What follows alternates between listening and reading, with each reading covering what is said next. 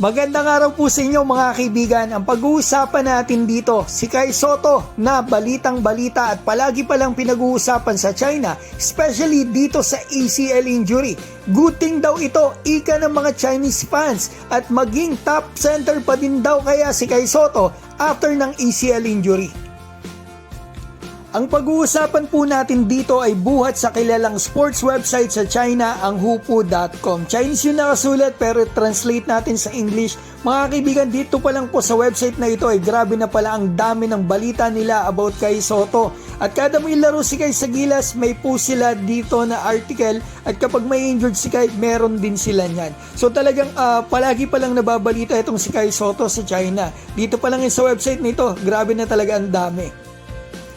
So punta na po tayo dito sa ACL injury ni Kai. Eto, napakadami po ng articles nila na nilabas dito. Dito pa lang sa website na ito mga kaibigan, sa Hupu.com, makikita rin natin yung opinion, mga comment ng mga Chinese fans dito sa injury ni Kai Sotto. Yan yung title mga kaibigan, yung pinost ni Kai, shinare nila dito, ginawa nila ng article. Makikita natin yung comment ng isa dito. Objectively speaking, he is one of the top centers in Asia. It is difficult for our current centers to play against him. Nakakatuwa naman, mula sa Chinese yan mga kaibigan. So eto yung isa, tignan din natin. Philippine player Sotto tore his knee ligament and is out for the season. Can he still become the top center in Asia? Makikita natin dito yung mga comment, hindi rin participate dito sa Asia Cup this year, magiging injury prone. Sabi naman ng isa, it's definitely possible pa rin na maging top center in Asia. It's not a stress fracture. So eto na po yung pangatlo na gusto ko talagang ipakita po sa inyo mga kaibigan. Ito yung title mga kaibigan na halos pares din ng ibang mga articles nila about dito kay Kai Sotto na ACL injury. Mga kaibigan, makikita rin natin dito yung details, at the same time yung sinabi ni Kai Sotto doon sa Instagram.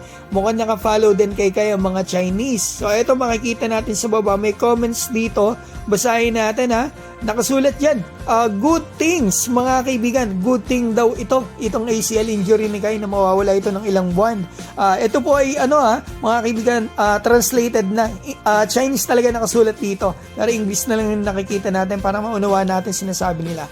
Ito yung pangatlong comment, basahin natin. From a human perspective, I wish him a speedy recovery.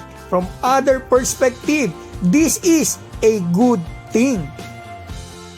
Kahit hindi ko na po ipaliwanag sa inyo mga kaibigan, alam po ninyo ang dahilan kung bakit nasasabi ito ng mga Chinese fans na good thing itong injury ni Kai Sotto. Patunay din ito mga kaibigan na mahusay talaga si Kai Sotto at top center in Asia. Nakita din natin na talagang pinag-uusapan, nababalita si Kai Sotto sa bansang China.